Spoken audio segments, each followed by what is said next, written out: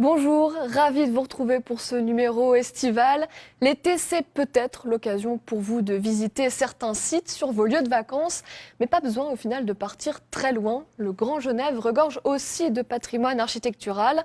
Alors quels sont ces sites locaux? Ce patrimoine est-il en danger et comment allier conservation et modernité? On en discute avec trois passionnés du patrimoine. Et puis en fin d'émission, autre activité de l'été, mais plus sportive, rendez-vous sur notre beau lac Léman. Mais avant tout ça, je vous propose de faire un tour de l'actualité transfrontalière du mois. La préférence indigène, dite Light, entre en vigueur au 1er juillet. Chaque poste vacant dans un secteur où le taux de chômage dépasse les 8% est ainsi ouverte d'abord au service public de l'emploi et donc aux résidents. Beaucoup de professions horlogères, de l'industrie du bâtiment et du personnel de cuisine sont concernés. La mesure répond au vote des Suisses de février 2014 contre l'immigration de masse. Ce seuil de 8% sera abaissé à 5% dès le 1er janvier 2020. Le covoiturage comme solution à l'engorgement aux petites douanes. Les autorités suisses et françaises ont annoncé leur plan pour réduire le trafic. Une application de type Uber est en cours d'élaboration pour le covoiturage. Par ailleurs, 2 nouvelles lignes de bus transfrontalières seront également mises en place avec des parkings, notamment à Viry. L'objectif est de baisser le trafic de 20% sur ces petites douanes d'ici à fin 2019. Si cette baisse de trafic n'est pas atteinte, cela pourrait provoquer la fermeture des petites douanes. Une enquête sur la consommation dans le Grand Genève a été lancée le 15 mai. Les habitants de la région ont jusqu'au 1er septembre pour remplir un questionnaire sur leurs habitudes de consommation. Achat de produits locaux ou bio, achat frontalier, influence du taux de change. Les résultats devraient permettre d'adapter l'urbanisme et le transport. Les habitants de l'Ain ont enfin un nom. Ils s'appellent désormais les Indinois et Indinoises. Un vote populaire avait été lancé entre le 10 février et le 10 avril pour départager les 3 noms proposés par le comité de parrainage. Le patrimoine architectural, c'est donc le thème de notre émission. 3 invités pour en discuter. Alors nous avons Pauline Nerfin, historienne de l'architecture et membre de Patrimoine Suisse Genève. Robert Weber de l'association Patrimoine Oralpin, spécialiste de la Haute-Savoie, et Nicolas Delachaux, architecte du patrimoine. Bonjour à vous trois. Bonjour. Une question peut-être en préambule. Comment est-ce qu'on définit le patrimoine et plus précisément le patrimoine architectural? Alors voilà, le patrimoine, ça peut être immatériel. On sait, ça devient de plus en plus à la mode, les us et coutumes, mais le patrimoine architectural, donc, il se spécifie par sa matérialité. Ensuite, ça peut être des bâtiments, mais pas seulement, aussi des fontaines, des sculptures, ça dépend vraiment. Mais voilà, c'est un bâtiment, on va dire, de façon générale, qui va acquérir une spécificité historique, artistique, pédagogique, technique, ou qui est devenu symbole de quelque chose qui n'existe plus par sa rareté. Et donc on va tout faire pour le protéger. Et puis, Nicolas Delachaux, il y a le classement de ces bâtiments. On parle beaucoup des châteaux, mais il n'y a pas que ça dans le patrimoine. Non, bien sûr, il y a évidemment les châteaux, des églises, le patrimoine principal, mais il y a beaucoup de patrimoine secondaire, des fermes, Madame a parlé de fontaines. Il y a le patrimoine naval, les bateaux de la CGN par exemple, le patrimoine industriel, le patrimoine moderne, le patrimoine relativement récent, le patrimoine des années 50. Il y a quelques magnifiques exemples ici à Genève, primés de surcroît. Un recensement architectural exhaustif est en cours à Genève. Concrètement, chaque maison, chaque fontaine, comme on l'a dit, est inspectée pour savoir si elle est digne d'être patrimonialement classée. Voilà, ça va de pair avec la planification de l'urbanisme sur le territoire cantonal. Donc le recensement, ça se passe commune après commune. Et puis effectivement, alors c'est seulement les bâtiments qui sont jusqu'en 1984 ou 85, chaque année ça change parce qu'il faut avoir un peu plus de 30 ans d'écart pour pouvoir juger quelque chose. On ne peut pas juger un bâtiment qui vient d'être construit. C'est valeur 1 exceptionnelle et valeur 4 la plus basse, c'est donc sans intérêt. Robert Weber, on a ce même recensement qui a été fait dans l'Ain. pas en Haute-Savoie. Pourquoi? Alors, pas en Haute-Savoie parce que d'abord, il fallait que nous terminions l'Ain et ça a été le travail qui a été fait par Patrimoine des Pays de l'Ain. Et là, nous sommes en train justement d'essayer de sensibiliser toutes les associations de Savoie pour que le même travail soit réalisé avec les mêmes instruments, puisque les instruments existent, au niveau de la Haute-Savoie, de la Savoie et d'autres régions d'Auvergne-Rhône-Alpes. Alors revenons à un patrimoine qu'on connaît bien, l'un des fleurons de l'Ain, c'est le château de Ferney-Voltaire dans le Pays de Gex. Il vient d'être inauguré. Nous y étions pour les dernières finitions, c'était fin mai. À l'extérieur du château, c'est le bal des brouettes. À l'intérieur, nous entrons dans un hall encore occupé par les échelles. Voilà, nous sommes en train de terminer les accrochages, les installations, l'équipement du matériel de découverte du monument. Ici, ce sont les tapissiers qui sont en train de terminer la pose des galons dans cette pièce. Les derniers objets sont installés. C'est un lustre qui vient d'arriver, c'est ça? Alors ça, c'est une petite lanterne. Une lanterne. Dans la chambre, l'échafaudage encore présent dévoile une pièce maîtresse. Nous retrouvons face au lit de Voltaire, qui est cette relique insigne de notre grand personnage, de notre illustre. Certains objets et tableaux appartenaient à Voltaire, Comme ce tableau. d'autres ont été acquis avec le temps. Depuis l'acquisition du château par l'État, le service des collections a acquis un grand nombre d'œuvres. Et à l'occasion de la restauration du château de Voltaire, nous avons accéléré notre volonté de rassembler. Les œuvres sont manipulées avec grand soin et fixées. Bien sûr, bien sûr, bien sûr. Très bien.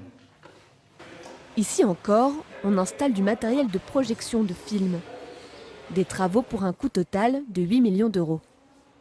Le chantier lui-même et puis l'aménagement scénographique, l'aménagement de médiation nous permettra véritablement de faire parler Voltaire et de montrer à nos visiteurs l'actualité de son message. Voilà, à l'occasion de l'inauguration de ce château, le président Macron a lancé son loto du patrimoine. Concrètement, on achète un billet pour gagner de l'argent comme un vrai loto, mais surtout les revenus de ces ventes de tickets vont pour le sauvetage du patrimoine. On a l'impression, Robert Weber, que c'est un peu le dernier recours. C'est surtout une opération qui permet de mettre vraiment l'accent sur le patrimoine, de sensibiliser les gens. Alors, je dois dire que c'est seulement 2%, je crois, des sommes récoltées qui iront au patrimoine. Ça serait trop beau sinon.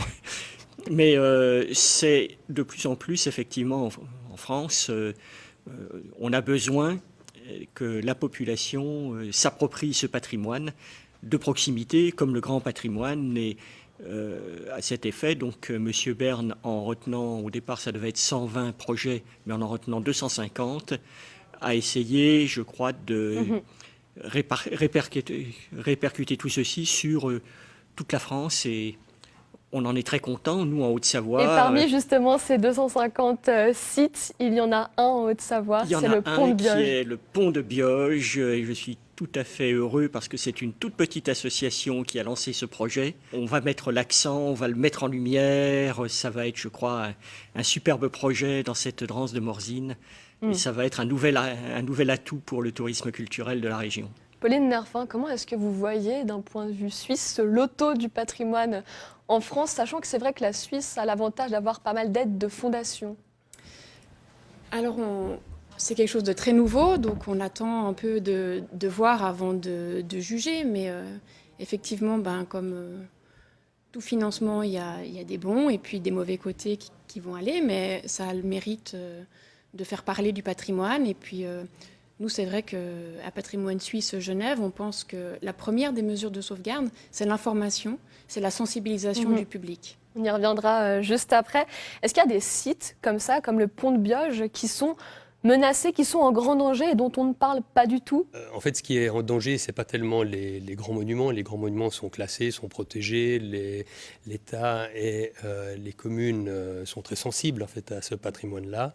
Mais c'est le patrimoine secondaire, c'est les bâtiments qui sont en note 3, en note 4, qui sont bien intégrés, qui font partie en fait du tissu historique et qui sournoisement sont grignotés d'une manière ou d'une autre par un projet qui est parfois pas très bien contrôlé, par les services de l'État qui ne le voient pas.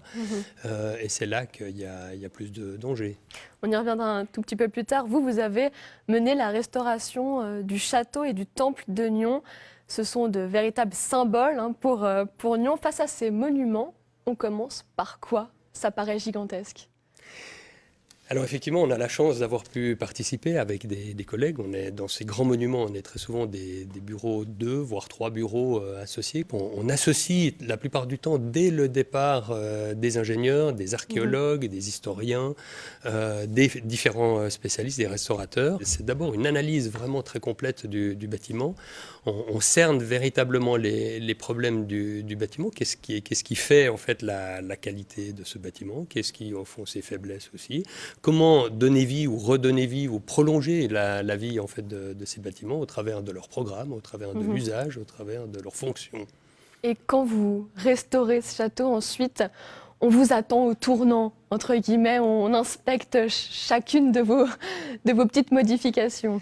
Alors, quelque chose d'essentiel dans ce genre d'opération, c'est, comme le disait Mme Nerfin, c'est l'information. Donc l'information est très importante, l'information dès le début de l'opération, et puis en cours de chantier, au travers de journées du patrimoine, au travers de visites en fait, de chantier, une information constante avec les milieux intéressés en fait, par le bâtiment lui-même, que ce soit les utilisateurs, que ce soit les milieux du patrimoine, que ce soit les autorités, expliquer la démarche, et ça c'est quelque chose de très important. Et mieux c'est expliqué, plus les gens comprennent et en fait adhèrent la plupart du temps quand même aux choix qui sont proposés. Ça vous arrive, Robert Weber, des fois d'être en conflit avec ces architectes du patrimoine, ces gens qui restaurent, qui rénovent? Alors, sur du patrimoine mineur, la rénovation d'une ferme, etc., parfois on aurait tendance à laisser passer certaines privautés, mais nous avons toujours les architectes des bâtiments de France qui sont là pour redresser la barre. Alors, il y a un mois, le projet lauréat de rénovation des gares du téléphérique du Salève était dévoilé. Il y a certaines critiques qui émergent sur le non-respect de l'architecture originale de Maurice Braillard en 1930. Votre position sur cette rénovation, Pauline Nerfin? Alors, je ne suis pas vraiment spécialiste de ce dossier-là, mais d'après ce qu'on a pu voir, on est un peu critique, effectivement, parce que il y a eu un concours pour refaire le téléphérique, la gare d'arrivée. Et puis, parallèlement, ce monument est en train de devenir classé en France, donc il va bientôt avoir le titre de monument historique. Mais nous, on pense que ça devrait se faire en premier. On a l'impression qu'on est de nouveau dans un classement virtuel, comme on l'a vu il y a 2 ans, avec le cas emblématique pour Genève du musée d'art et d'histoire de la ville, où l'État avait accepté un classement du bâtiment avec la future extension signée nouvelle. Donc là, c'est vrai que cette espèce de tour côte à côte de la gare d'arrivée du téléphérique va porter une atteinte au patrimoine de Braillard. Vous avez une position, vous défendez, donc vous l'avez dit, le MAH à l'époque, le téléphérique ici. Il y a parallèlement cette nécessité de construire dans tout le Grand Genève. Est-ce que vous n'avez pas la position parfois d'être un peu dogmatique? C'est un reproche qu'on nous fait effectivement souvent, et c'est cette image qu'on essaye aussi de changer, parce qu'on essaye... On valorise aussi l'architecture contemporaine si elle est de qualité. On n'est pas seulement les défenseurs des vieilles pierres. Après, dans un territoire exigu, comme Genève, qui se développe économiquement très très fort, on ne peut pas tout garder. On ne peut pas tout garder, et c'est vraiment pas le but. Mais on peut faire une planification différente du territoire afin de préserver certaines poches, préserver certains parcs, préserver certaines zones. Et on pense que là-dessus, on a encore du progrès à faire. Il y a aussi pour tous, hein, au-delà de ces logements qu'il faut construire, cette même envie de faire connaître le patrimoine. À Genève, il y a le clou rouge pour les bâtiments rénovés dans les règles de l'art. C'est quoi le principe de ce clou rouge? Ça a commencé il y a 12 ans dans la partie suisse alémanique. Donc le clou rouge, c'est quoi? En fait, c'est un objet, il est un peu comme moi, il fait 1,70 m, il pèse son poids, et il est en métal. Et donc on va vraiment littéralement le planter, enfin le poser devant un bâtiment. Et puis là, donc la partie suisse romande a repris ce concept à l'initiative du canton du Valais. Et donc, depuis quelques mois, le clou rouge se promène et reste 2 semaines devant chaque bâtiment. Donc, en tout, c'est 765 km de déplacement avec 17 haltes. C'est une reconnaissance aussi pour vous, pour votre travail? Ah bah oui, ça fait plaisir, effectivement. On a eu la chance sur Vaud d'avoir le clou rouge sur 3 sites, dont l'un qui est le château de Cheseaux, sur lequel notre bureau a travaillé. C'est vrai que ça fait plaisir, c'est une reconnaissance, c'est intéressant. C'est une idée à voler à la Suisse, C'est ça? une idée parce que nous avons, nous, des labels du 20e, par exemple. Nous avons aussi les labels de la Fondation du patrimoine qui sont très, très importants. Mais c'est vrai que médiatiquement, là, c'est une idée que je suis en train de voler. Les bonnes idées ne sont jamais assez volées. On vous sent tous quand même hein, dans un même élan de sauvegarde de ce patrimoine, pourtant chacun d'une entité différente, hein, Genève, Nyon et la France voisine. Il y a quand même assez peu de collaboration entre ces entités-là. Pourtant, le patrimoine, ça devrait réunir. Nicolas Delachaux. Ben oui, on en parlait juste aux rémissions avant, lorsque nous sommes rencontrés. En fait, ce qui nous réunit ici, c'est le lac Léman, notamment. Et puis, on proposait une séance de discussion sur un bateau de la CGN ou sur une barque du Mans, voire les 3 barques qui regroupent en fait les différentes entités du lac. C'est vrai que ces échanges existent au travers de programmes Interreg, au travers de différentes conférences, mais ces échanges en fait devraient être beaucoup plus fréquents, plus denses. On devrait faire des jumelages. Exactement, tout à fait. Magnifique. L'émission vous permet de concrétiser des choses, ça c'est bien. Vous avez quand même mis en place quelques événements, notamment sur la journée des cimetières. Robert Weber, vous pouvez nous en dire plus? Oui, on a été très content de voir que la ville de Verrier, au travers du cimetière israélite qui est très chargé d'histoire, bien sûr, histoire des Israélites, mais histoire de la résistance aussi, a adhéré à ce projet que nous avons initié maintenant il y a 3 ans. Peut-être que l'année prochaine, le cimetière de Genève, pourquoi il doit y avoir des choses tout à fait intéressantes, parce que c'est du patrimoine naturel, c'est du patrimoine historique, c'est du patrimoine mémoriel, c'est du patrimoine artistique. Tout ceci fait que il faudrait que les cimetières cessent d'être des lieux qu'on visite une fois par an, dans le meilleur des cas, pour être des lieux où on peut voir des choses. Dernière chose, hein, ces journées du patrimoine cette année qui sont autour de la thématique sans frontières, ici à Genève. Rien de plus symbolique. Voilà, rien de plus symbolique. Donc 1er et 2 septembre 2018. Et puis, pour bien symboliser ça, les journées du patrimoine en Suisse, en Romandie, vont se décaler dans le temps. C'est-à-dire que ça ne sera pas le même week-end pour chaque canton, mais en décalé, afin que les gens puissent tout le mois de septembre profiter de week-end du patrimoine. Et on se réjouit de vous retrouver tous. On se réjouit aussi, peut-être que tout le monde sera là du coup pour avancer sur cette thématique transfrontalière. Merci à vous 3 d'être venus sur le plateau. Merci. Et c'est le moment de découvrir votre chantier en cours du mois. Cette fois-ci, les travaux pour le bus à haut niveau de service entre Gex et Cornavin. Voilà grâce à quoi les temps de trajet en bus pourraient être diminués par 2 entre Gex et Cornavin. Des Alpes qui se poursuit un peu plus loin. Une voie réservée aux bus, mais pas seulement.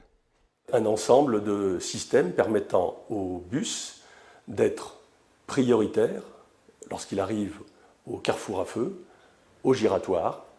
Et enfin, il dispose de stations avec des arrêts en ligne, ce qui permet au bus, lors de son redémarrage, d'être toujours prioritaire et en tête de file. À la base du projet, un constat. Aux heures de pointe, eh bien, le bus était dans la congestion, un peu piégé, et ne pouvait plus respecter les horaires qu'il affichait. À terme, les travaux permettront la mise en place de 2 lignes de bus, Une express ne circulant qu'aux heures de pointe avec un seul arrêt à Ferney entre Gex et Cornavin. La seconde ligne desservira tous les arrêts. Les travaux ont commencé à Gex en octobre dernier, mais l'idée est bien plus vieille, elle date de 2012. C'est un projet qui a été très largement soutenu par la Confédération helvétique au titre du projet d'agglomération numéro 2. Berne apporte ainsi 16 millions sur les 42 nécessaires. Concernant le calendrier, le bus devrait entrer en service sur ces nouveaux aménagements en 2021. Et puis comme chaque mois, on vous fait découvrir une activité à pratiquer dans la région. Cette fois-ci, rendez-vous sur le lac.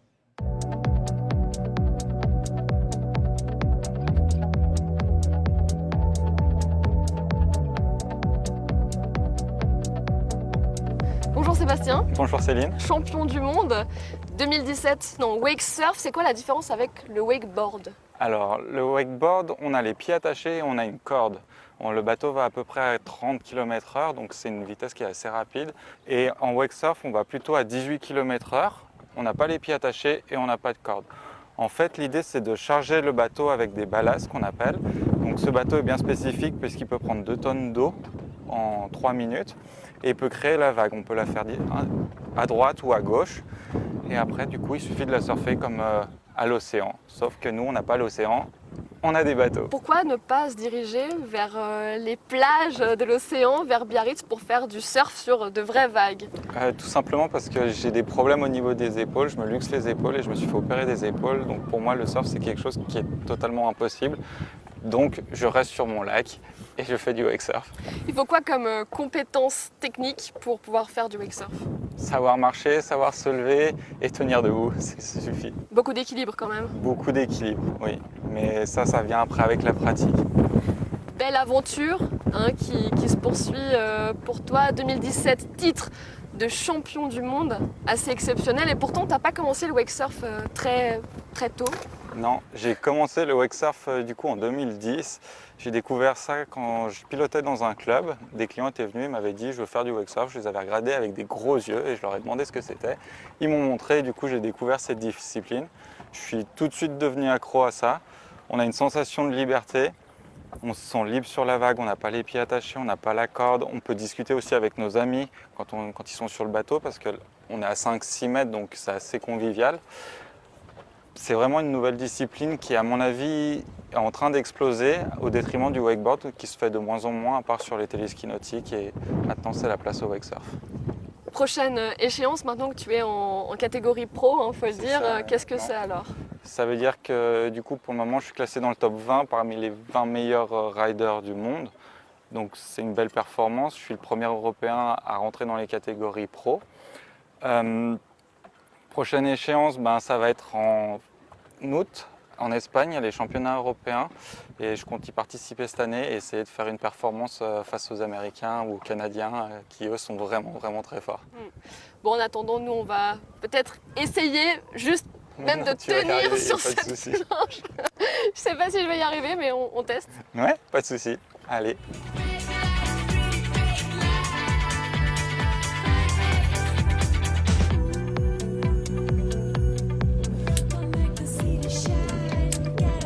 Tu vas te retrouver dans l'eau avec la planche, le wake surf et la corde.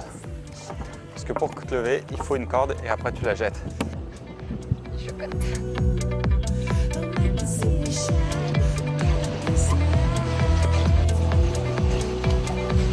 Mettre tes talons un tout petit peu plus proche de la ligne blanche. Voilà!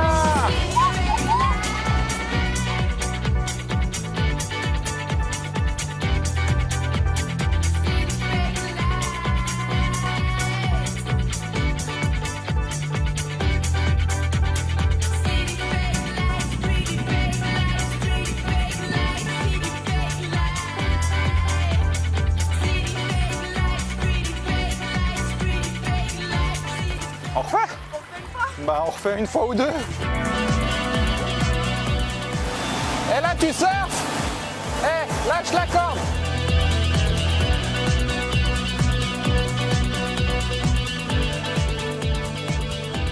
Alors, alors tes premières sensations de Mais wake surf? franchement, c'est incroyable. En tout cas, bravo, tu as vraiment été forte pour cette première session. Super, merci, je crois que je reviendrai. Avec grand plaisir. Si on a envie de tester, est-ce qu'on peut venir tout l'été te voir? On peut venir tout l'été, on peut m'envoyer ou me téléphoner. Sinon sur Instagram, FitWake, ou Facebook aussi, c'est aussi FitWake. Il faut simplement m'envoyer un message, on réserve et puis on peut venir essayer quand on veut. Merci beaucoup Sébastien. Mais de rien, au plaisir, à une prochaine. Et puis quant à nous, on se retrouve à la rentrée pour de nouvelles aventures. Je vous souhaite à tous un très bel été. Au revoir.